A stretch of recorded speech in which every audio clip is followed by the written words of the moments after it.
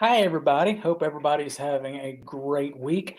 Sorry about a little bit of confusion. We had two shows scheduled at the same time because Moose and I were working at the same time on scheduling the show. Hope everybody again enjoyed our live stream of the National Pilgrimage and Homecoming and Confederate Memorial Service at historic Elm Springs at the National Museum and the Southern Heritage Center. That is um, the entire area up there. I see Gerald Nelson from Biloxi chiming in saying hello. Johnny Jenkins, hello, and everybody else who is coming in saying hello. Hello to y'all.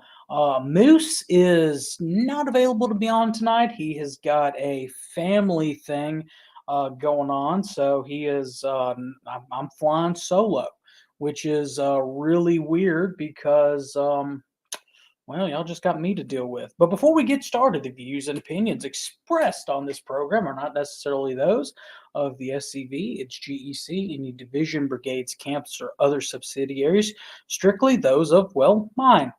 Hope everybody is doing good. See Ron Kennedy there, Walter D. Donnie Kennedy there. Hope everybody is going on. So we talked, and I'm going to save this for when Moose is back. About we talked about talking about the pilgrimage this past weekend. Like I said, I'm going to wait for Moose to be back in the studio before we do that. Honestly, if you guys missed it, you can go back on our YouTube page and our Facebook page and watch the live streams. Just for a little bit of personal stuff, I've spent the last hour banning people from this page, which has kind of got me thinking on a topic for the future. I'm not going to talk about it though, because I believe that it may be covered next week by Carl Jones, and I believe Paul Gramling's going to be on there with him too.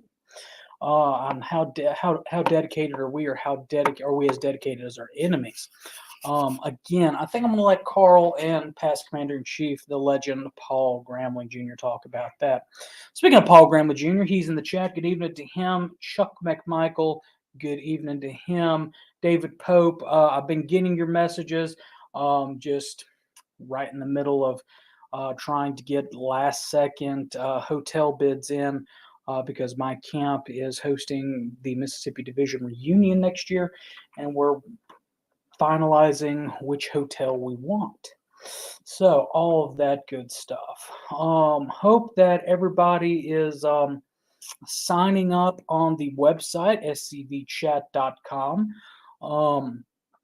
Really hope you're signing in, because we've got something in the works that we will be starting in July that we're offering to the people who are signed in first.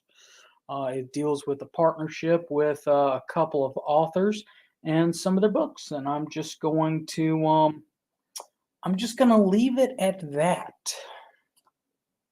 Surprise.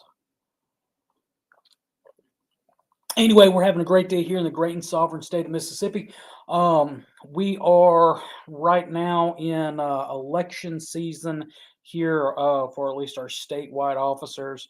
For those that do not know, I run another page on Facebook back when we had the state flag fight starting in 2015 and going all the way to 2020 when the legislature decided to do what they did. And I'm sure people thought we were going to forget about it, but I've been reactivating that page as well. So that is that. Of course, Carl Jones is now, or actually 1175 Defense, which is Carl's firearm training course, which if you need firearm training, definitely go look there. He sponsored our moose facts until we finally ran out of facts about mooses or moose. So yeah, but go check him out for that. Speaking of Carl, I'm going to cover something that is near and dear to his heart tonight. I'm not going to take the time, mainly because tonight was going to be an episode without research. We're going to recap an event, but I'm I don't have my business partner here to talk about it. So instead, I'm going to talk about the quintessential American culinary experience. And that's right, barbecue. It is a culture episode tonight. We, as independent people, have a very unique culture, and culture is something that we share. Um, it's the social institution, the customs, the arts, the achievements of a particular people or social group. And one of the big things in Southern culture is not only our hospitality, but our um, culinary experiences that we've had. And Lieutenant Commander in Chief Kennedy, as soon as I get that copy of your information that you talked about on Commander, or actually your brother talked about on Commander's comments this past week, that polling and stuff like that, I can't wait to send it out to a couple of folks who are running against those who took the flag away from us. Anyway, digressing, culinary is very important to our culture. It's what makes up who we are, and one thing is barbecue. There's a big chasm of misunderstanding between the North and the South dealing with words and what they mean.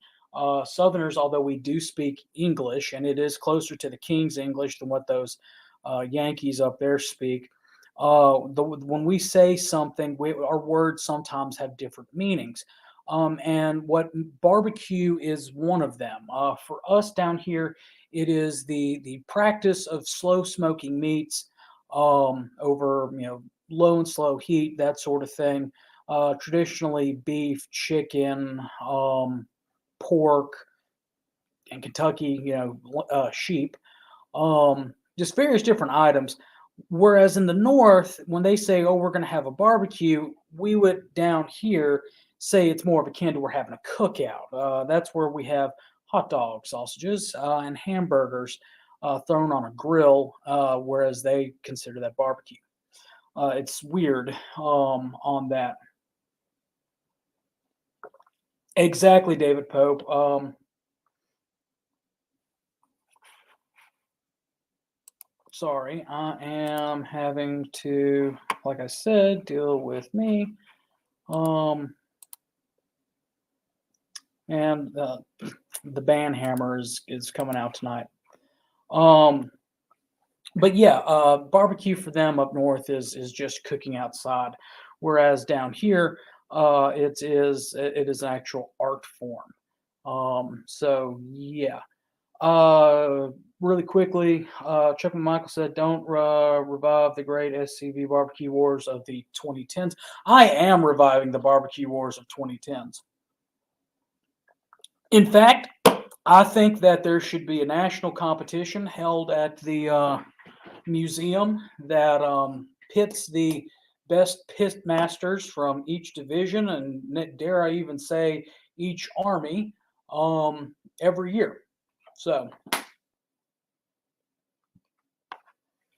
with pot liquor, do you crumble the cornbread into the pot liquor or break the cornbread into lumps?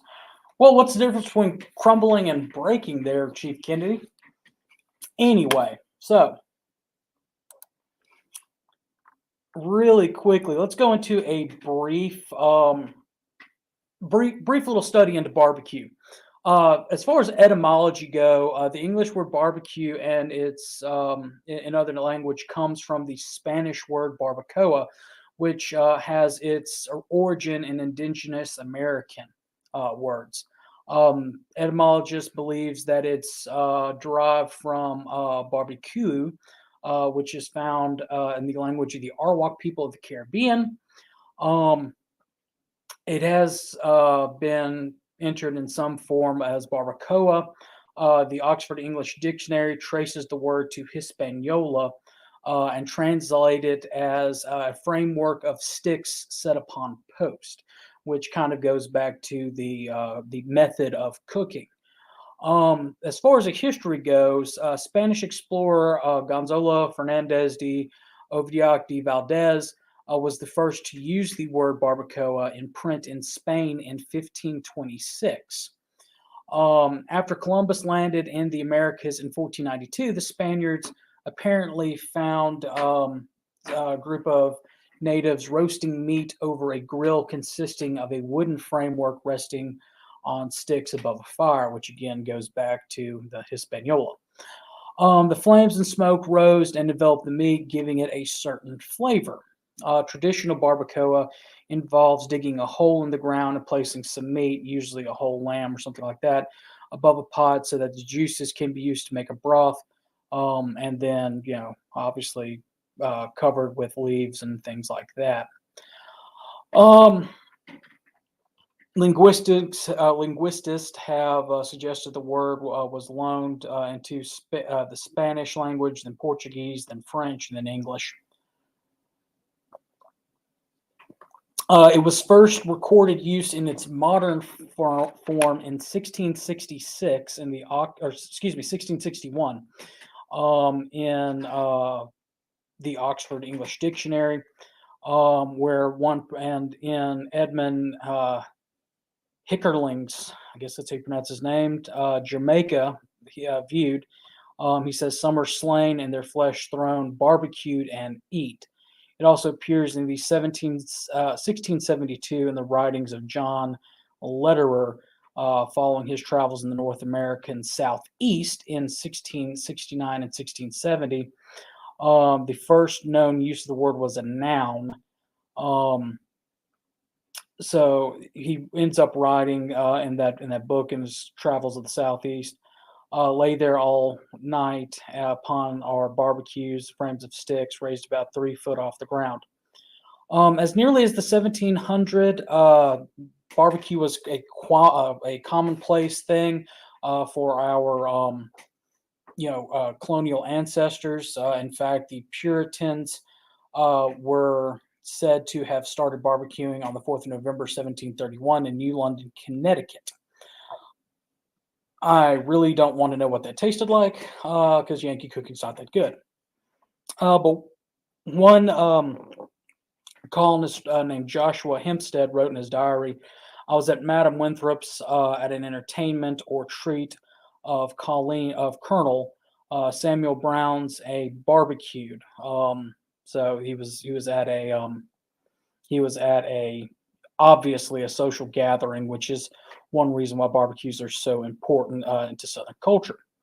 Another gentleman, Samuel Johnson, in a dictionary in 1775, gave a definition of to barbecue, a term for dressing a whole hog, or barbecue a whole hog dressed. While the standard modern English spelling of the word is, Barbecue, variations include it with a Q or Bar-B-Q or BBQ. That all means the same thing.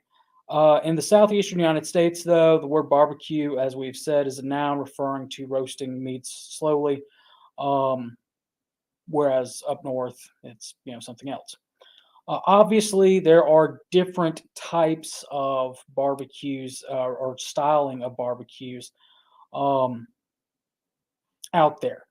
But before we get into that, one interesting thing is, according to estimates prior to the war between the states, Southerners ate 5 pounds of pork for every pound of beef they consumed in barbecues because the effort to capture and cook wild hogs, pig slaughtering became a time-honored celebration, and the neighborhood would be invited to share in that. In Louisiana Creole and Cajun culture, these feasts were called, I'm not going to try to say it, I'll paste it in there and bring it up there, or pig pickets.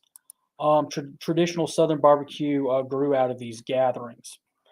Now, each Southern locale has its own variety and different things that make the varieties. We'll try to paste this in here really quickly. The word, and I cannot try to pronounce it.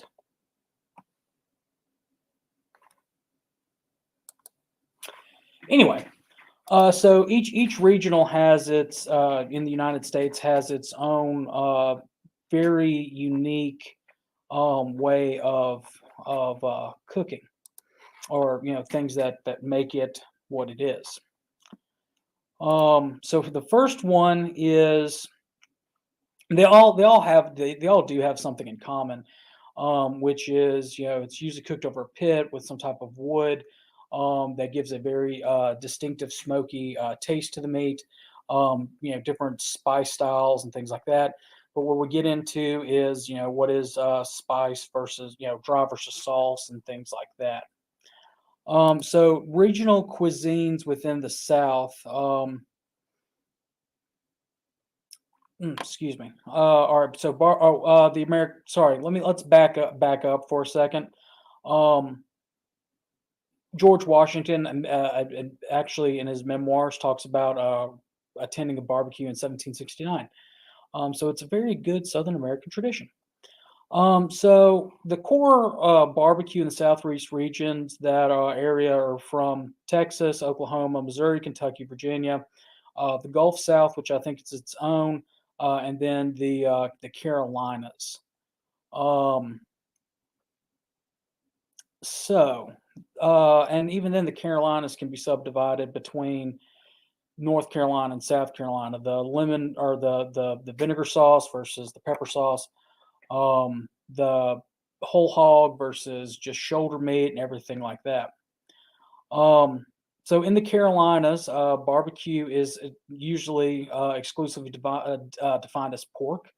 Pork can either be prepared as the whole hog or the individual cut, like the shoulder. The meat is served pulled, shredded, chopped, occasionally sliced. It's cooked with hardwood or hardwood charcoal, and it is served with a vinegar-based sauce for dipping.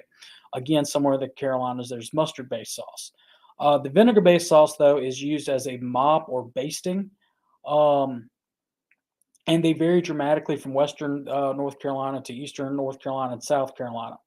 Mustard, again, is commonly associated with South Carolina barbecue.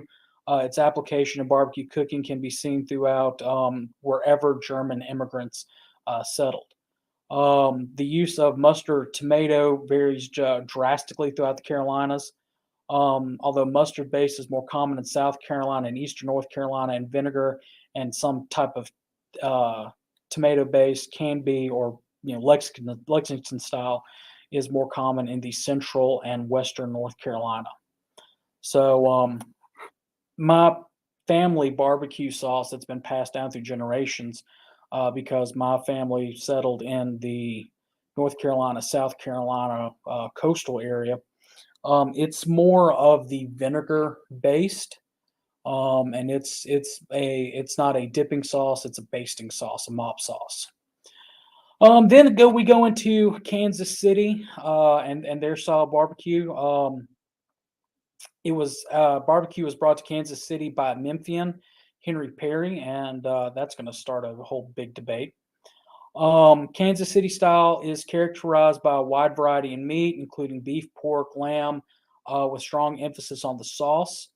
Um, Kansas City barbecue is rubbed with spices, slow smoked over a variety of wood, and served with a thick tomato based barbecue sauce, which is integral part of the KC style barbecue. Major Kansas City barbecue restaurants include Arthur Bryant's, which descended directly from Perry's first establishment, and Gates Barbecue, which is a notably spicier than other KC style barbecue sauces, with primary seasons being cumin and celery salt.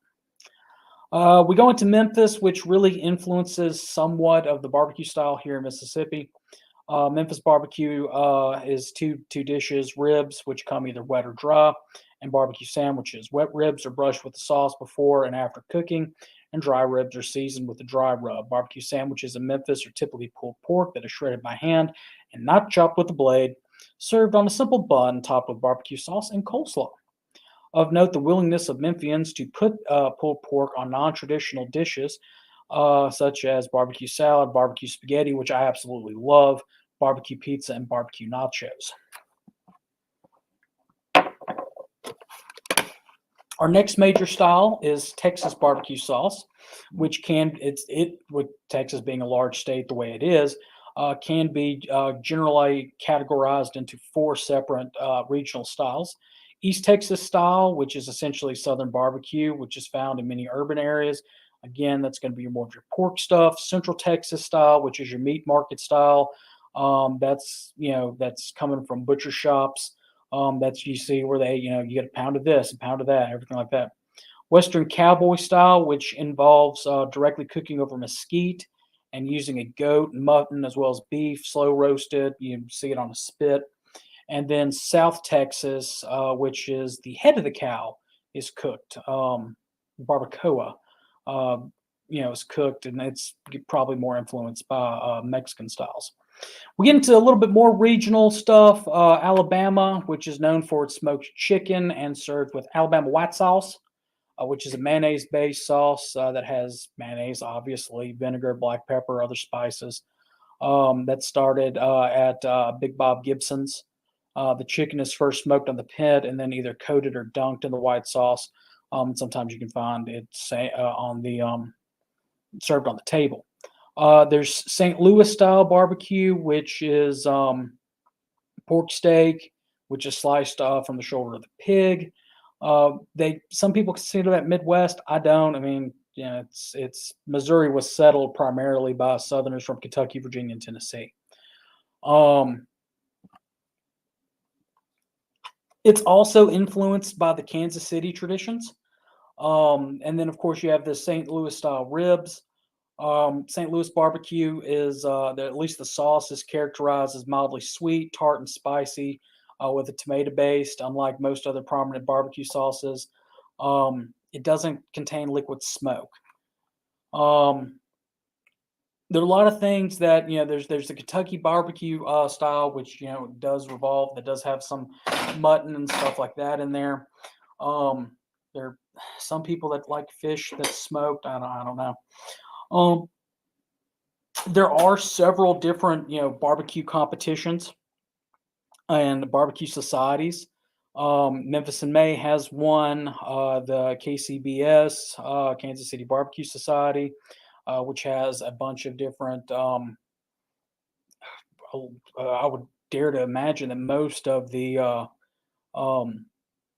barbecue competitions throughout the South are KCBS ranked or done with because there's like over 300 barbecue contests a year that use KCBS or sanctioned by the KCBS, and those are in 44 different states. And that's blind judging and stuff like that. I just found out that there's actually a Virginia style judging that is completely different than both Memphis in May and the KCBS judging. So yeah. So that's a little bit of history, a little bit of etymology, a little bit of stuff that you probably did not want to know about barbecue. It is something that is very culturally distinct to us. So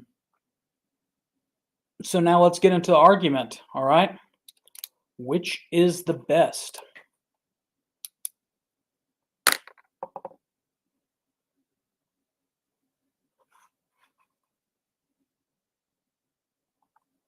I want to scroll up and just pull up some of the contests.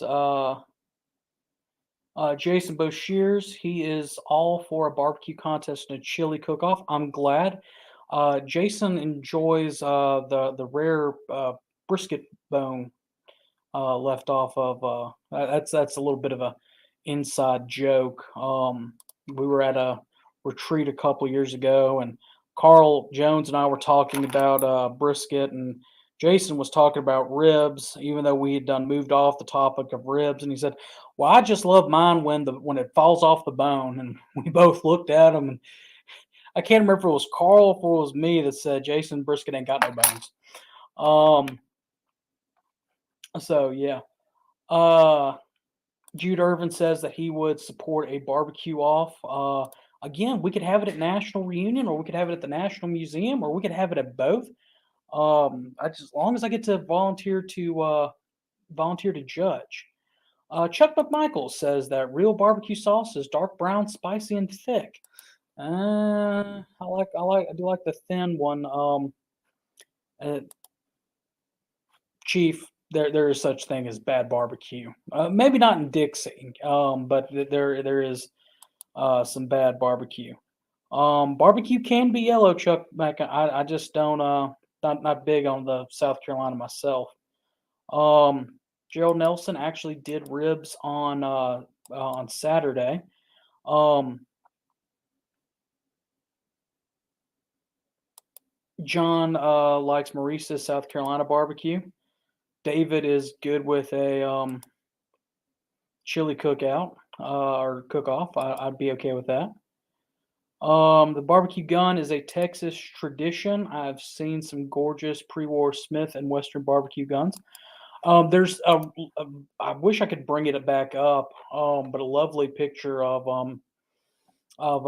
from around the time period of the war, which shows a social gathering of barbecue. And in fact, if you watch the North and the South TV miniseries that came out back in the 80s, 90s, I can't remember, starring Patrick Swayze, before they go to the Mexican War, Patrick Swayze's parents are actually hosting a barbecue before George and Ori go off, and Ori rather ends up getting wounded. How about having our Cajuns members have, and I'm not going to try to pronounce that, a Cajun pig roast of a whole young pig. That sounds great to me, Chief. Um, Walter D. Kennedy says that the best barbecue ribs were about 30 years ago at Dreamland Barbecue in Tuscaloosa, Alabama. I don't think I've ever been there. Of course, I try to stay out of Tony's right. Make sure we bring Kentucky bourbon to every barbecue event. Um, David Pope says second best barbecue ever had was at Bono's in Jacksonville, Florida. Their South Carolina sauce was delicious. Wish I'd have known about that when we were in Jacksonville a couple years ago. I ended up being at a Cracker Barrel. And I always try to find a good barbecue place wherever we go to national reunions. Speaking of national reunion, it is coming up in a couple weeks. Make sure you get your registration in. Um, and definitely, if you know of any good barbecue restaurants in the area, the Hot Springs area, let me know. In fact, several of us, Adjutant Chief McCaskill, his wife, Moose, actually, the Adjutant Chief's brother, Adjutant Chief's nephew, Moose, Daddy Moose, myself, we went and ate barbecue. I believe on the Wednesday at National Reunion, Wednesday or Thursday. It was really good. Johnny Jenkins says he uses applewoods to smoke his meat. I am a fan of either pecan or cherry, depending what I'm roasting, or a mixture thereof. If I'm doing pork, I go heavily on the pecan. Beef, pecan, maybe a little bit of oak thrown in there. Turkey or any type of poultry, chicken, I usually go with like heavy on the cherry, a little bit of pecan for a little bit of bite. Pecan, if you didn't know, is a member of the hickory family, so it's just a little bit sweeter and nuttier of a smoke to me than hickory is, where hickory can have a harsh bite to it.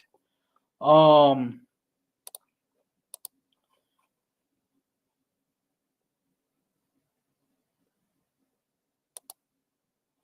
so Walter D says, "What the heck is?" I don't know. Dry rubs at Corky's, definitely. Alabama does do their white sauce. Continuing on. So East Texas, North Louisiana is about the same style. That's good to know. Which of course, Chief Kennedy says that Shreveport is the capital of East Texas. Ooh, that my thing just glitched on me. I have no smoked mullet. I'm just not a big Sean. I'm not a big fan of fish, unless it is deep fried or covered in some type of rich butter sauce. Um, so that's why I'm just not big like smoked salmon, smoked you know just not a big smoked fish guy myself. Um, and you're right, Chief Kennedy. The South is the only part of America that has real culture. And going into that, I'm going to dive off the or go off the barbecue talk for a second. There's a book that came out a couple of years ago, and I think it's called Dixie Rising. Not the Rules for Rebels, but the another one.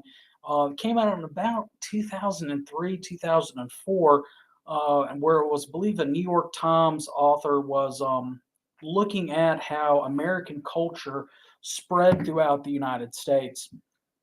Of course, with the former Southern Baptist Convention being the largest denomination, the fact that country music is, the most listened to at that time, music in the United States and everything like that. And definitely, barbecue culture have being spread from the South, as we've already mentioned. And in the book, he talks about how during the Great Migration, or what modern historians call the Great Migration, where they talk about different ethnicities leaving the Deep South, moving up north to places like Michigan and Detroit, um, Harlem, and things of those areas. What most historians tend to leave out is that in a larger percentage, white Southerners left the South. I think it was roughly 37% left to go and find better economic areas to live in. And even to this day, there are some portions outlying of those large northern cities where Southern culture and traditions continue on because they took it with them. In fact, I can't remember exactly where, I believe it was the suburbs of Detroit, where they talk about Little Appalachia or something like that, kind of like Little Italy up in New York, but it was Little Appalachia, and it was a group of folks from Kentucky that moved up there and worked in the factories and stuff like that, and they continued bringing their culture and our culture and traditions and sharing them up there. As we've talked about on this program, that American culture is Southern culture because our culture is what influenced not only the founding of American principles and documents in 1776, which if you have missed any of our Heroes episodes, definitely go back and look at them, where we're talking about the Southern influence on the American War for Independence. But the vast majority of things that are quintessentially American came from the South. Most of the musical influences for America came from South America: jazz, blues, country, obviously bluegrass, things of that nature. Um, would love to get into literature at some point where I can sit down and actually write a script dealing with you know William Faulkner, Flannery O'Connor, Margaret Mitchell, Harper Lee, just the different Southern authors that have made the quintessential American literature what it is. But definitely, everything in our culture has made America's real culture. That's why it's so important for us as Southerners to today stand up and continue to say, hey, we made this nation. This is our nation. You need to, respect us, and B, as President Davis said, leave us alone. Sorry about that. Getting back on barbecue. Again, Chuck McMichael says that real barbecue sauce is spicy, thick, red, and brown. I just, you can't beat dry ribs. Carl Jones says that I love the various styles of sauce, and my favorite depends on my mood on any given day. Kansas City is his least favorite. He does not like thick barbecue sauce. Chief Kennedy says barbecue is just one of the 1,000 reasons the SCV supports Southern heritage. Amen.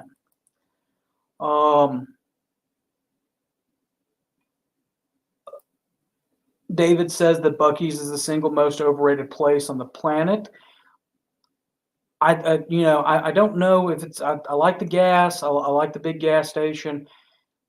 Maybe get stuff thrown at me after the show, but there, as far as a quick stop, grab a barbecue sandwich and hit the road. Their chopped brisket sandwich is not that bad. It's still pretty good. That's what I want to know, Sean. I want to know a good barbecue restaurant for those that have been to Hot Springs or are good trip planners. definitely let us know if, what we've got coming up to look forward to. Um, and Chief Kennedy, any nutwood is good for slow smoking meat. Um, good point, Chief. Now there are some people that do enjoy applewood and peachwood. I personally believe that peach is the most disgusting fruit out there. Again, you can send me your emails of condemnation later. So I choose not to use peach wood. I've used applewood before in the past. I just I stick to what I like, and that's the whole thing about barbecue, folks. Is you stick to what you like. I happen to like pecan and cherry, a good mixture there. Occasionally some oak thrown in there, post oak at that, thrown in there. Some people may like something else. Some people like salmon that's smoked with cedar chips or whatever. Um, it's up to your taste buds. The Great Migration was due to economic poverty. Exactly. I think there's another book out there that a couple of twins wrote a couple years ago, dealing with the economic punished with poverty. I believe is the title of it. I think you can find that on the Kennedy Twins website. I may be wrong. Carl Jones also says that he loves applewood. He uses it on chicken and turkey. On pork, he mixes it with hickory and pecan. White oak is also the same mildness and flavor of pecan and hickory, and limited amount actually works well mixed with other woods on brisket. Just make sure that the bones. John McLeese, talking about what we're talking about. Communities near Detroit that have retained enough strong southern roots usually get the suffix of Tucky or everything like that. So Taylor Tucky, I'm not going to try to pronounce that, but that's what I was kind of going at. Tony Oso says that Southern literature is some of the very best culturally enriched literature in the world, bar none. You're right. You read To Kill a Mockingbird, or again, Gone with the Wind, that inspired the movie. Anything by Faulkner. My personal of Faulkner's is The Unvanquished. Walter Percy, Shelby Foote. Everybody knows Shelby for his new narrative on the war, but he also wrote a couple of different novels and things of that nature. He wrote one on Shiloh, which I read a couple of years ago, which was very good. Jason Bashir's, I would like to volunteer to be a judge, says Joey Nolan, commander of the Tennessee Division. I think the judges should be the GEC and every division commander. At that time. I, of course, will volunteer on behalf of Mississippi if our division commander can't make it. Future division commander. Definitely there.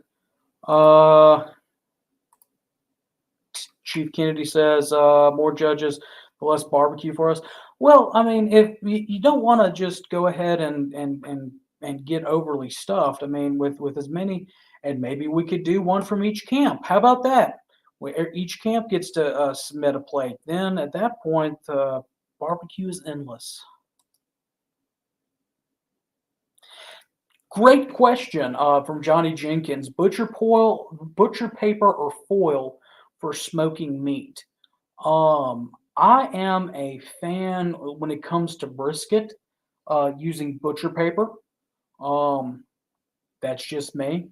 But when I do ribs, I cheat. I parboil my ribs, and then put them on low and slow on the smoker, and then I don't wrap them. But when I did wrap my ribs, I used foil. So yeah, anybody else have a preference on butcher paper or foil for smoking meat?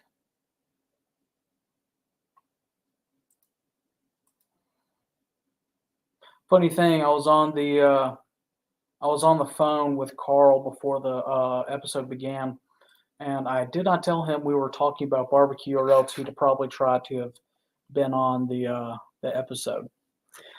Also, while we're talking about this, there's the different types of there's different cooking methods that we have. with barbecue. I mean, I know we talk about it being smoked with wood and everything like that, but there's with the newfangled technology that comes out, there's more than just what our ancestors had, which was you know sticks, burning logs, taking the coals and throwing them under the meat. There's now the chips and the either electric smoker or the propane smoker. There's the green eggs that can be used as a smoker. There's the pellet smoker, which I want to get one of just for the ease of things with my work schedule. Um, but I don't think they have been outlawed. Speaking of pellet smokers, I don't think they've been outlawed in the barbecue competition world yet, and I think that's cheating. Um, so y'all let me know what y'all think about that. Um, Chief Kennedy says that when he smokes a pork shoulder, he smokes it open and then wraps it in foil. So that I see. I don't wrap my pork shoulders because they're I want that fat to render and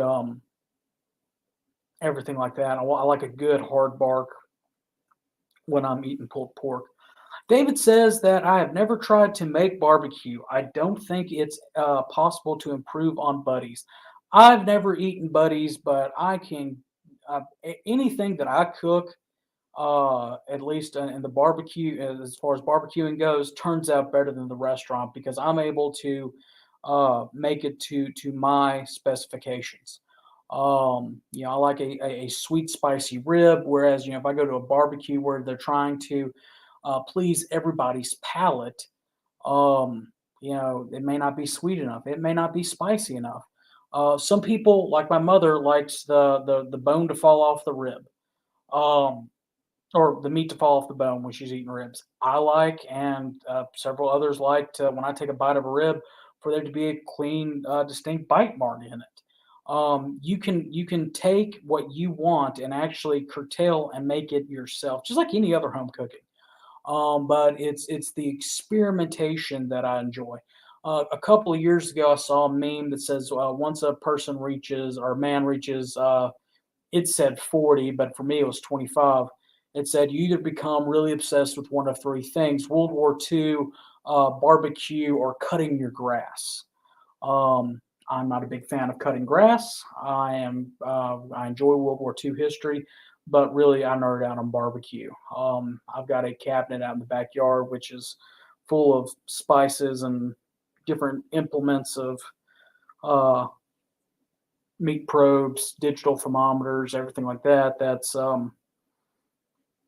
I'll put it like this: if I did not put the cabinet out there, my mother was going to kill me because she was losing too much pantry space because of spices and stuff like that. Oh, we have got a barbecue restaurant in Hot Springs. Looks like we've got two, three, four. So that's good. We've got a couple of days to spend in Hot Springs. Maybe we can try all of them. And for those chat heads that'll be up there, we did not this past weekend do our chat head dinner, but we are going to do it up at National Reunion where we'll be giving out our chat head awards.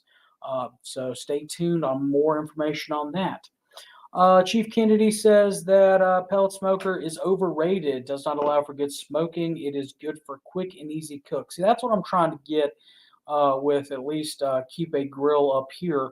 Um, I had a beautiful, I bought it from a 4-H kid, which really SCV camps, if y'all are wanting to get involved in something to help youth out, youth agriculture, 4-H, FFA, see if you can't help sponsor something for them, do something with them. That's a great way for one for us to reach our youth.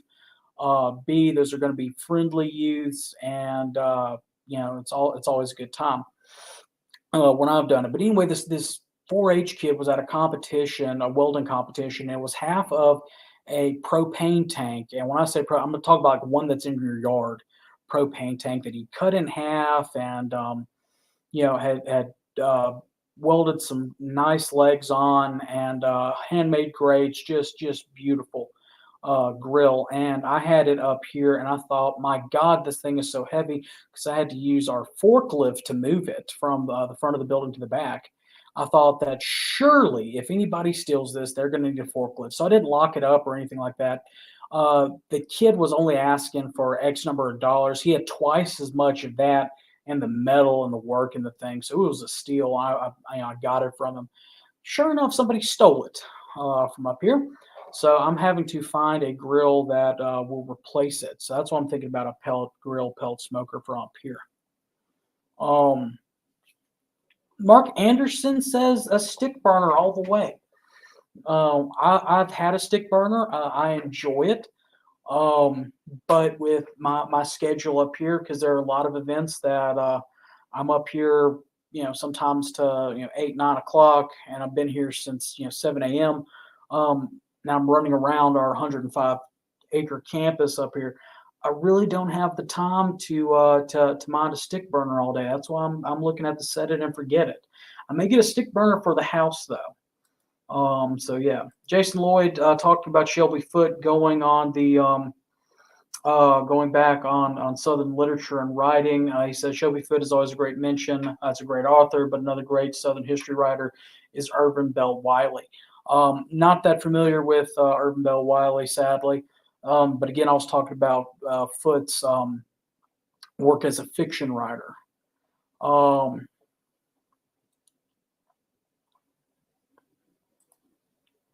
Tony Oso talking about bourbon, which is, fantastic. Kentuckians become obsessed with bourbon and thoroughbred horses by age 12. Otherwise, your mama starts worrying about you. I like that. One thing that we'll talk about is this past weekend, after the pilgrimage, we did have the Kentucky Derby party, which is, I mentioned it last week. I'll mention it again, and I'll mention it the day I die. The Kentucky Derby for me is my Super Bowl. I believe that there's nothing in the world of sports that is more difficult to understand as a connection between a horse and a jockey. The difference of 2 seconds can mean, first or second or third place or even dead last. And that was definitely for shown this past weekend when my first horse got scratched, my backup horse. He broke just a couple of seconds too late. And if and buts were candy and nuts, we'd all have a Merry Christmas. And close only counts in horseshoes and hand grenades.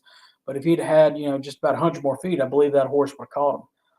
But definitely, it was a good Kentucky Derby, great Kentucky Derby party. Thank you, Adam and Kayla, for hosting it up there. I believe everybody who was up there had a great time. It was an intimate gathering. Hopefully next year we can have more people. There was one person from the outside community that came through and got to do a tour of the house and everything. So definitely it was worthwhile. Like I said, I look forward to it again. Definitely a fun weekend and event. Oh, goodness gracious. I've been going for 50 minutes and I haven't taken a break yet. I'm going to go ahead and take one really quickly, but before I do, I'm going to have a word from our sponsors. Our sponsor for this year is Jefferson Davis and the High Road to the Emancipation, new book by the Kennedy twins, The High Road to Emancipation and Constitutional Government. Jefferson Davis was a leader in the high road to emancipation. He looked forward to the day in which slaves would be prepared to live within and participate in a democratic society. He did more to advocate for the high road of emancipation than anybody else. The book, I am in chapter 2. I have not been able to read any more of it yet, but I'm looking forward to it just from some stuff that I know about Jefferson Davis and at least the way that he treated his people. One story that always sticks out in my mind is the fact that if somebody did something wrong on one of his homes, that he would actually put forward a trial with a jury of his peers. So if one ran off, he'd be tried by a jury of his peers with a prosecution and defense actual thing. That's just one example. Anyway, the book is a great book. You can get it on Amazon, or you can get it from the Kennedy twins, or you can get it from the SCV store, scv.org/shop. Look for the store link up there. I'm Forgot to send them an email, but I believe they will be at Beauvoir, the last home of Confederate President Jefferson Davis on the Mississippi Gulf Coast on June 3rd. Y'all correct me if I'm wrong. I think that's the game plan right now. If not, something changes, but they definitely did. Hopefully, they can make it so you can get your copy there from them. We're going to take a quick commercial break and be right back. There is a place nestled in the rolling farmland of southern Middle Tennessee. A home constructed in 1837, nearly lost to the ravages of war. Saved by a servant and a Confederate general. A place where families loved and lost. If walls could talk, what stories could be told? If a place, a home, can feel love, loss, pain, surely this is one of those places. Nearby is a more recent structure, and inside are the stories of heroes and heroines, stories of battles won and lost, stories of sacrifices made by the people of its native soil. A place that will tell the true and complete story of the Southland and the war fought for its freedom. From the causes that led to the conflict to the modern-day struggles to protect Southern history. Historic Elm Springs and the Confederate Museum at Elm Springs are the general headquarters for the Sons of Confederate Veterans. A place where the story of the Southland and its historic struggle is preserved and told. Come and discover your history.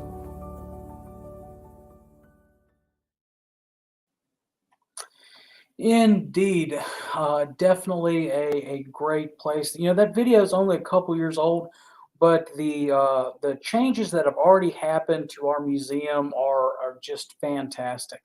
The museum has the timeline wrapped around it now, to where you can read the true history of the South from 1607 all the way to today. There are more flags that have been from divisions, presented from divisions, and are relocated. Different articles and artifacts that have come to the museum, donated by or on loan from individuals, from camps, from divisions, things of that nature. If you've not been there to check out our museum, it's definitely worth taking the time off to work and going and looking at it. You know, that is where we tell our story, as well as being the living story ourselves. And there was check back to last week's episode of Commander's Comments, where the Commander-in-Chief and Lieutenant Commander, or Chief of Heritage Operations, excuse me, one of these days I'll get it right, talked about how we've had some visitors from up north, as well as from even in our own backyard up there, coming and discovering the true history of the South down there. So it's definitely great. Jude Irvin says he hasn't been there since we laid Forest to rest. It has changed dramatically and for the good since the reinternment. I'm definitely proud of the work that Adam and the staff up at headquarters have done. Looking at the museum gift shop, things are really in an upswing there. I wish I had $10,000 to have spent up there this weekend. Much more new items coming out. So it's our headquarters. You need to make it a chance to go up there and look at it. Jason, I know you couldn't watch the Derby because you were fighting old Joe Hooker as he was coming out of the wilderness at the 160th Chancellorsville. I saw some of your pictures. I also saw, and they may have been your pictures, I'm not sure, of the reenactment of the wounding of General Jackson, which I've never seen before, which the surgical field hospital set up. I think you shared those or posted those. Fantastic. Y'all looked good. Maybe on some episode we can do an episode about reenacting uniforms and how they should really look, fit, and everything like that. But good job. Guys, we've been at it for 55 minutes, and like most of y'all commenting in, I too am hungry. So I think we're going to call it here right now for a week. Definitely remember to tune in on Thursday for Look Around the Confederation with Moose, and I'll probably be on myself. Guys, if you have a story you wish to share, we just finished Confederate History Month. I really hope that y'all have been out there and doing stuff. Remember that you can send in those wonderful stories, those pictures, and things like that to scvyouthOutreach@gmail.com. Trying to find I can't find it. So Moose and I will have a conversation about that. Uh, Remember to send those in to us so that we can go ahead and put your story up there. Remember to check out all of our different things. You can check out our website at scvchat.com. Remember, sign up for our page. That's where we're posting news. I, for one, get 1,000 emails a day, it feels like, and I sometimes miss something out of the Telegraph.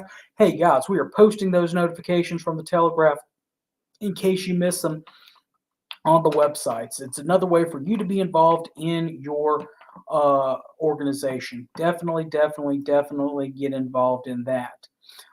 Do you want to, if you're not a member of the SCV and you want to fight the false narratives that are being spoken about the war between the states, join the SCV or join the Friends of the SCV. SCV.org for more information for both. Make sure to share this episode on Facebook.